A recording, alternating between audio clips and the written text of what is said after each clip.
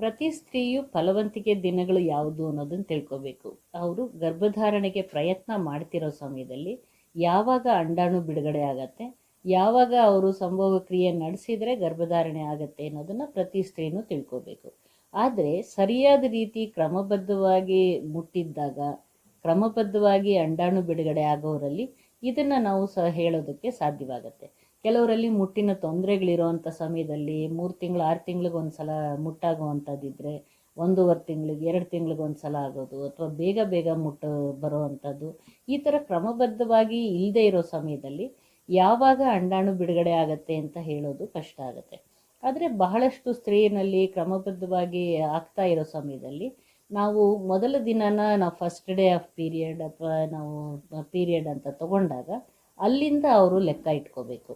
ಹಾಗಿದ್ದಾಗ ಅವರ ಅಂಡಾಣು ಬಿಡುಗಡೆ ಯಾವಾಗ ಆಗುತ್ತೆ ಅಂದರೆ ಮಧ್ಯದ 10 ದಿನಗಳಲ್ಲಿ. ಎಷ್ಟು ದಿನಕ್ಕೊಂದು ಸಲ ಮುಟ್ಬಾರ್ದು? 28 ದಿನಕ್ಕೊಂದು ಸಲ ಬರುತ್ತಾ, 22 ದಿನಕ್ಕೆ ಬರುತ್ತಾ, 30 ದಿನಕ್ಕೆ ಬರುತ್ತಾ? ಇದನ್ನು ಅವ್ರಿಗೆ ಒಂದು ಅಂದಾಜಿರುತ್ತೆ, ಇಷ್ಟು ದಿವಸಕ್ಕೆ ಒಂದು ಸಲ ಬರುತ್ತೆ.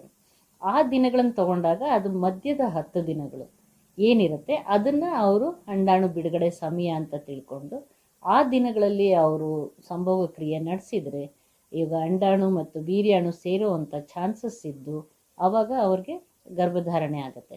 ಅದು ಪ್ರತಿನಿತ್ಯ ಎಲ್ಲರಿಗೂ ಸಂಭೋಗ ಕ್ರಿಯೆ ಮಾಡೋಕ್ಕೆ ಸಾಧ್ಯವಾಗದೇ ಇರ್ಬೋದು.